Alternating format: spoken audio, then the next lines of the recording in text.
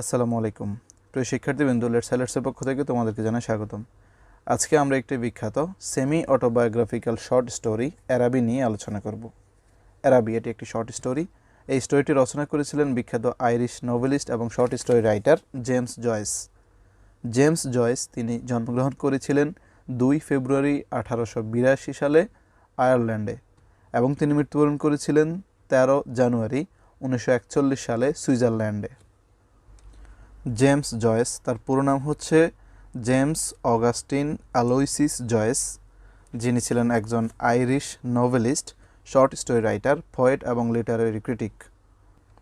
He contributed to the modernist avant-garde movement and is regarded as one of the most influential and important writers of the 20th century. বিংশ শতাব্দীর সবচাইতে influential এবং important রাইটারও তিনি ছিলেন। তার notable ওয়ার্কগুলোর মধ্যে অন্যতম হচ্ছে ইউলিসেস, ডাবলিনার্স, ইটিসি।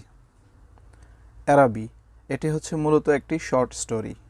শর্ট স্টোরি কী এ ব্যাপারটি আমরা এর পূর্ববর্তী lecture the gift of the Magi সহ অন্যান্য লেকচারেও শুনেছি। আশা করি আমরা সে ব্যাপারটি জানি। শর্ট স্টোরি হচ্ছে মূলত একটি ব্রিফ ফিকশনাল প্রোজ ন্যারেটিভ, যেটি একটি নোভেল থেকে ছোট হয়ে থাকে এবং যেখানে অল্প কিছু ক্যারেক্টার থাকে। আর এই শর্ট স্টোরিগুলোর টাইপিক্যাল রেঞ্জ হয়ে থাকে মিনিমাম 1600 ওয়ার্ড থেকে শুরু করে ম্যাক্সিমাম 20,000 ওয়ার্ড পর্যন্ত। আশা করি বুঝতে পেরেছ। তো গাইস, এখন আমরা এই স্টোরিটির ব্যাকগ্রাউন্ড সম্পর্কে ডিসকাস করব। এই স্টোরিটির পেছনে একটি সুন্দর ব্যাকগ্রাউন্ড রয়েছে যেটি আমাদের জানা দরকার। এই স্টোরিটির একজ্যাক্ট ব্যাকগ্রাউন্ড হলো স্টোরির রাইটার জেমস জয়েস তিনি তার নিজের জীবনের ঘটে যাওয়া কিছু এক্সপেরিয়েন্স এই স্টোরিটিতে ব্যক্ত করেছেন। অর্থাৎ রাইটার জেমস জয়েস তিনি যখন অ্যাডোলেসেন্ট এজে ছিলেন, অর্থাৎ তিনি যখন কৈশোর ছিলেন, সেই সময় 1894 সালে তিনি আয়ারল্যান্ডের ডাবলিনে তার আঙ্কেলের একটি বাসায় বসবাস করতেন। যখন আয়ারল্যান্ড ব্রিটিশ রুলের অধীনে ছিল, অর্থাৎ আয়ারল্যান্ড যখন স্বাধীন হয়নি। আমরা জানি আয়ারল্যান্ড 1939 সালে স্বাধীন হয়েছিল। এর পূর্বে 1894 সালে জেমস জয়েস যখন কৈশোর ছিলেন তখন তিনি তার নিজের আঙ্কেলের বাসায় বসবাস করতেন আয়ারল্যান্ডের ডাবলিনে। সেখানে তার নিজের জীবনের ঘটে যাওয়া কিছু ঘটনা তিনি নিজেই এই স্টোরিটিতে বর্ণনা করেছেন। এক কথায় বলতে গেলে জেমস জয়েস তার নিজের জীবনের ঘটনাগুলোর কিছু অংশ নিজেই এই স্টোরিটিতে বর্ণনা করেছেন, যার কারণে আমরা বলতে পারি এই স্টোরিটি হচ্ছে একটি সেমি অটোবায়োগ্রাফিক্যাল স্টোরি, অর্থাৎ অর্ধেক আত্মজীবনীমূলক গল্প। আশা করি বুঝতে পেরেছ। আর হ্যাঁ, এই স্টোরিটি তিনি লিখেছিলেন বিটুইন 1904 অ্যান্ড 1906। 1904 সাল থেকে শুরু করে 1906 সালের মধ্যবর্তী সময়ে তিনি এই স্টোরিটি লিখেছেন।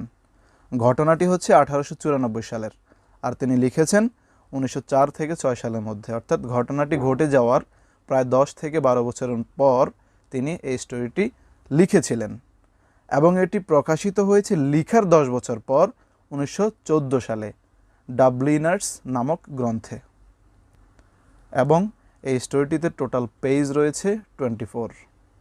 এবং এই স্টোরিটির এক্স্যাক্ট টাইম সেটিং হলো, the time setting of the story is between the 14th and the 19th May in 1894।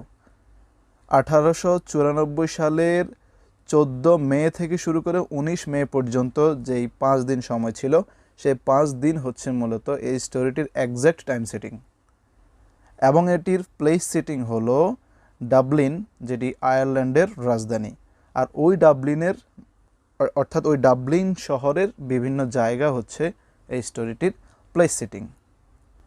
কারণ স্টোরিটির প্লটে আমরা দেখতে পাবো যে আয়ারল্যান্ডের ডাবলিনে তারা বসবাস করছেন এবং ডাবলিনের বিভিন্ন জায়গায় তারা যাচ্ছেন। বিশেষ করে একটি জায়গার নাম হলো অ্যারাবি, যেখানে বাজার বসে। তো এগুলোই হচ্ছে এই স্টোরিটির এক্স্যাক্ট টাইম এবং প্লেস সেটিং। ব্যাপারগুলো তোমরা খাতায় টুকে রাখবে, তাহলে আশা করি এই স্টোরিটি খুব ভালোভাবে বুঝতে পারবে এবং পরীক্ষায় ভালো অ্যান্সার করতে পারবে। তো গাইস, এখন আমরা এই স্টোরিটির পারপাস সম্পর্কে ডিসকাস করব। কোন পারপাসে বা কোন উদ্দেশ্যে জেমস জয়েস এই স্টোরিটি রচনা করেছেন। এই স্টোরিটি রচনা করার পেছনে তার কয়েকটি প্রধান উদ্দেশ্য ছিল। প্রথম সেটি হলো, এই স্টোরিটিতে তিনি মূলত একটি ছোট বালকের, একটি কিশোরের ইনোসেন্ট লাভকে বর্ণনা করেছেন এবং এই ইনোসেন্ট লাভের তিক্ত অভিজ্ঞতাটি শেয়ার করেছেন। অর্থাৎ প্রথম পারপাস হিসেবে আমরা বলতে পারি এই স্টোরিতে তিনি একটি ছোট বালক, যখন সে ঠিকভাবে বুঝতো না বয়ঃসন্ধিকাল আসছে, ওই সময়ে তার ইনোসেন্ট লাভ, একটি প্রকৃত ভালোবাসার বর্ণনা করেছেন এবং দেখা যাচ্ছে সেই ভালোবাসার তিক্ত ফলাফল সে পেয়েছে। এই ব্যাপারগুলো তিনি এই স্টোরিটিতে তুলে ধরার চেষ্টা করেছিলেন প্রথমত। এবং স্টোরিটি রচনার দ্বিতীয় উদ্দেশ্য ছিল এই স্টোরিটি রচনা করার মাধ্যমে তিনি মূলত সাধারণভাবে সমাজ এবং বাস্তব জগতের ডিফারেন্সগুলো তুলে ধরার চেষ্টা করেছেন। অর্থাৎ এই স্টোরিটি রচনা করার দ্বিতীয় পারপাস হলো এই স্টোরিটি রচনা করার মাধ্যমে তিনি মূলত সাধারণভাবে যে একটি সমাজ এবং বাস্তব জীবনের মাঝে যে ডিফারেন্সগুলো রয়েছে সেগুলোকে তুলে ধরার চেষ্টা করেছেন। যে ডিফারেন্সগুলোর মধ্যে একটি উদাহরণ হলো চার্চ এবং লস অফ ইনোসেন্স। চার্চ হচ্ছে খ্রিস্টানদের যেই প্রার্থনা ঘর, সেখানে দেখা যাচ্ছে যে মানুষগুলো অনেক ধার্মিক হয়ে থাকে, মানুষগুলো নৈতিক শিক্ষা দিয়ে থাকে, কিন্তু এর পরবর্তীতে অন্য জায়গায় দেখা যাচ্ছে যে সেই মানুষগুলোই আবার তাদের ইনোসেন্স হারিয়ে বিভিন্ন ধরনের অপকর্মে লিপ্ত রয়েছে। এই ধরনের কিছু ডিফারেন্স তিনি এই স্টোরিটিতে তুলে ধরার চেষ্টা করেছিলেন। দ্বিতীয়ত, স্টোরিটি রচনার তৃতীয় বা সর্বশেষ পারপাস যেটি ছিল সেটি হলো in this story he tries to teaches us about the thinking of an adolescent age and loss of innocence. এই স্টোরিটি রচনা করার মাধ্যমে তিনি আমাদেরকে এই শিক্ষা দিতে চেয়েছিলেন যে কৈশোর বয়সে বা টিনেজার সময় মানুষগুলোর থিঙ্কিং কেমন হয়ে থাকে এবং কীভাবেই মানুষগুলো তাদের ইনোসেন্স হারিয়ে ফেলে। এই ব্যাপারটি যদি একটু বুঝিয়ে বলি, সেটা হলো যখন কোনো বালক থাকে, অর্থাৎ তার যখন অ্যাডোলেসেন্ট আসে না, বয়ঃসন্ধিকাল আসে না, এর পূর্বে তার থিঙ্কিংগুলো থাকে অনেক ধরনের ইনোসেন্স, ভদ্রতা, নম্রতার মধ্যে। যখন তার অ্যাডোলেসেন্ট এজ আসে, অর্থাৎ যখন তার বয়ঃসন্ধিকাল শুরু হতে থাকে, তখন তার মাঝে বিভিন্ন ধরনের চিন্তাধারা আসতে থাকে, তার মাঝে নতুন কিছু করার চিন্তা আসতে থাকে, যেই সময়টি আমরাও পার করে এসেছি। ঠিক সেই সময়টাতেই দেখা যাচ্ছে যে অনেক মানুষ, অনেক বালক যখন বয়ঃসন্ধিকাল এসেছিল, বয়ঃসন্ধিকাল দেখা যাচ্ছিল, সেই সময়ে তারা তাদের ইনোসেন্স হারিয়ে ফেলে। অর্থাৎ তাদের যে ইনোসেন্স রয়েছে সেটা তারা টিকিয়ে রাখতে পারে না, ধরে রাখতে পারে না। এই ধরনের একটি শিক্ষা তিনি আমাদেরকে এই স্টোরিটি রচনা করার মাধ্যমে দিতে চেয়েছিলেন, যেটার উদাহরণ আমরা এই স্টোরিটিতে দেখতে পাবো যে একটি বালক যে যখন তার অ্যাডোলেসেন্ট এজ এসেছে, অর্থাৎ সে যখন বয়ঃসন্ধিকালে এসেছিল, তখন সে যেটা করা উচিত ছিল না সে সেটা করে বসেছিল, যার মাধ্যমে সে তার ইনোসেন্স হারিয়েছে। আর সেটা হচ্ছে কি, ওই সময়ে তার আরেকটি মেয়ের প্রতি ভালোবাসা জাগ্রত হয়েছে এবং সেই ভালোবাসার কারণে তার বিভিন্ন ধরনের ক্ষতির সম্মুখীন হতে হয়েছে। অর্থাৎ ওই সময় তার এই ভালোবাসাটি উচিত ছিল না, কারো প্রতি এই প্রেম জাগ্রত হওয়া উচিত ছিল না। যদিও এটা তার ইচ্ছার বিরুদ্ধে ছিল, তবে সেখানে তাকে গাইডলাইন করা দরকার ছিল। যার কারণে দেখা যাচ্ছে যে ওই কৈশোর বয়সে, বয়ঃসন্ধিকালের শুরুতে সে তার ইনোসেন্স হারিয়েছিল। এই ধরনের একটি শিক্ষা তিনি আমাদেরকে এই স্টোরিটি রচনা করার মাধ্যমে দিতে চেয়েছিলেন। আশা করি এই স্টোরিটি রচনার 3টি পারপাস তোমরা বুঝতে পেরেছো। তো গাইস, এখন আমরা এই স্টোরিটির ক্যারেক্টার্সগুলো সম্পর্কে ডিসকাস করব। স্টোরিটিতে বেশি ক্যারেক্টার নেই, বেশ কিছু গুরুত্বপূর্ণ ক্যারেক্টার রয়েছে। প্রথম এবং প্রধান ক্যারেক্টার তিনি হলেন দ্য ন্যারেটর, বর্ণনাকারী, যার নির্দিষ্ট কোনো নাম নেই। ক্রিটিকগণ বলে থাকেন এই ন্যারেটর হচ্ছেন মূলত জেমস জয়েস, যিনি তার নিজের জীবনের ঘটনাগুলোকে এই ন্যারেটরের মাধ্যমে রূপক অর্থে বর্ণনা করছিলেন।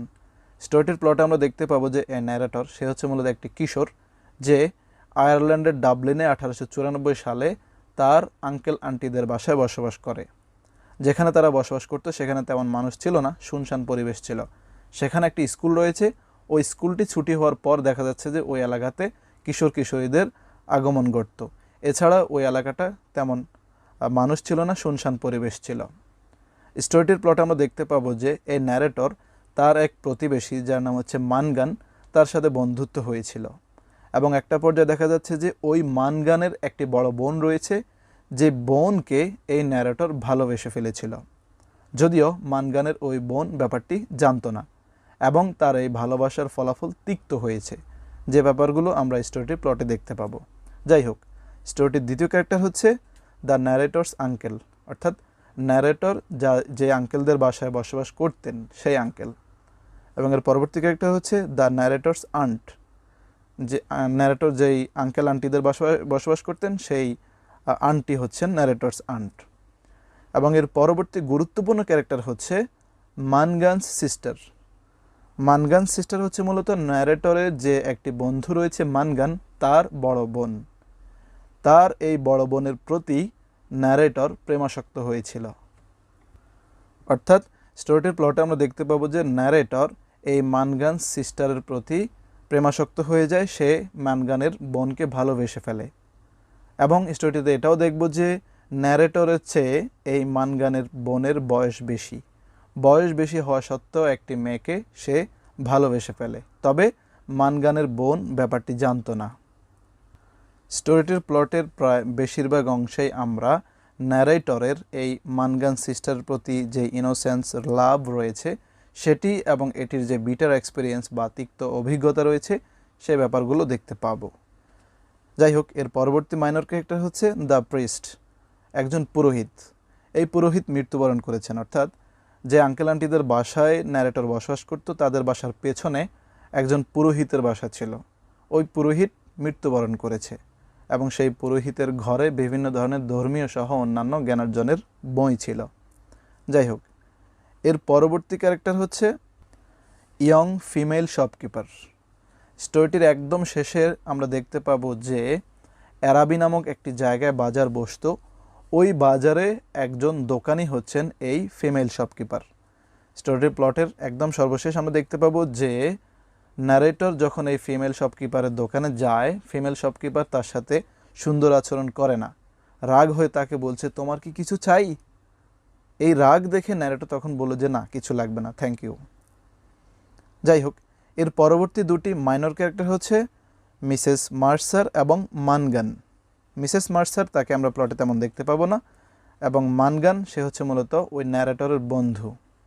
যাই হোক, এই সবগুলোই হচ্ছে মূলত এই স্টোরিটির মাইনর এবং মেজর ক্যারেক্টার্স। আশা করি বুঝতে পেরেছ।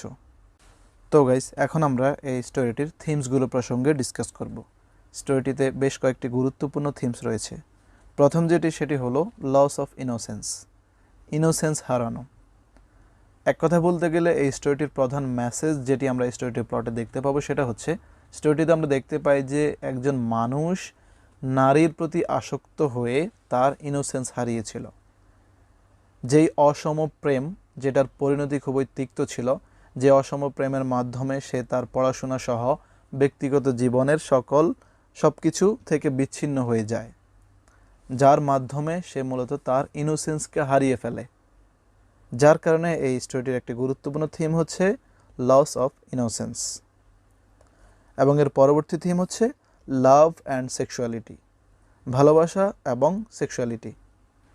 স্টোরিটির প্লটের বর্ণনায় আমরা দেখতে পাবো যে মানগানের যে বোনের কথা বলা হয়েছে তার কিছু বর্ণনা দেওয়া হয়েছে। সে অনেক সুন্দর ছিল, রূপবতী ছিল, তার চুলগুলো অনেক সুন্দর ছিল। এখানে তার যে ফিজিক্যাল কন্ডিশন সেটার বর্ণনা দেওয়া হয়েছিল, যেখান থেকে দেখা যাচ্ছে যে ন্যারেটর এই মানগানের বোনের প্রতি অ্যাট্রাক্টেড হয়ে যায়, তাকে ভালোবেসে ফেলে। আর অন্যদিকে তার তখন বয়স ছিল অ্যাডোলেসেন্ট বা বয়স সন্ধিকালের সন্ধিক্ষণ, যেই সময় তার মাঝে কিছু সেক্সুয়াল অ্যাট্রাকশনও আসতে থাকে। যে ব্যাপারগুলোর কারণে এই স্টোরিটির একটি গুরুত্বপূর্ণ থিম হচ্ছে লাভ অ্যান্ড সেক্সুয়ালিটি। যাই হোক, এর পরবর্তী থিম হচ্ছে রিলিজন অ্যান্ড ক্যাথলিসিজম।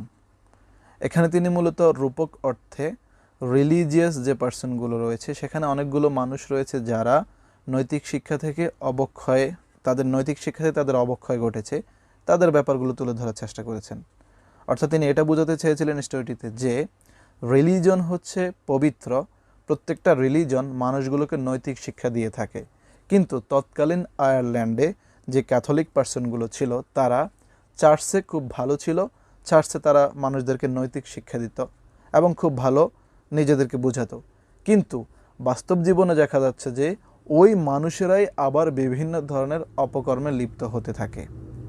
অর্থাৎ রিলিজনকে খুব পবিত্রভাবে তুলে ধরার চেষ্টা করেছিল যে রিলিজন মানুষকে নৈতিক শিক্ষা দিয়ে থাকে, কিন্তু তৎকালীন সময় যে ক্যাথলিক মানুষগুলো ছিল তারা ওই নৈতিকতার আড়ালে বিভিন্ন ধরনের অপকর্মে লিপ্ত হয়ে থাকে।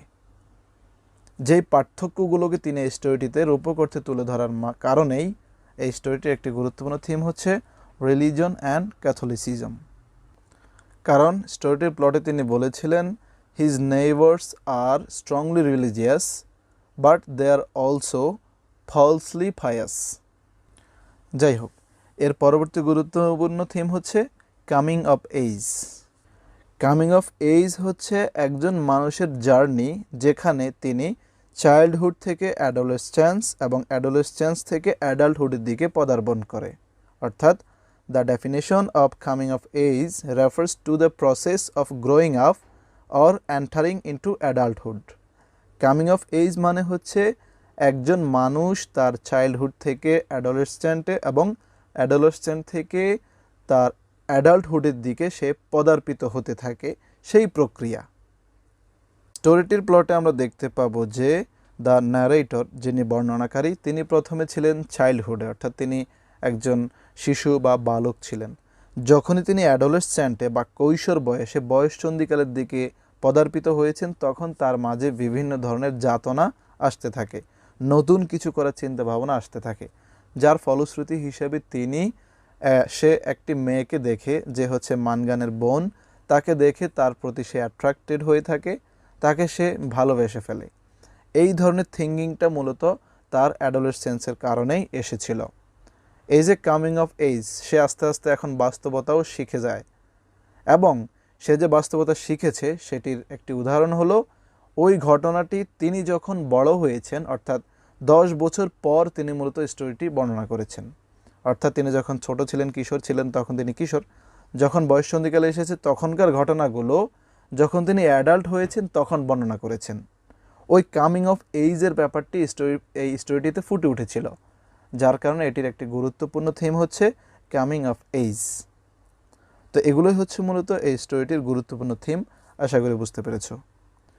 তো এই হচ্ছে স্টোরিটির ফার্স্ট পার্টের আলোচনা, যেখানে আমরা এটির ক্যারেক্টার, সেটিংস, পারপাস, ব্যাকগ্রাউন্ড সহ গুরুত্বপূর্ণ ইনফরমেশনগুলো নিয়ে আলোচনা করেছি।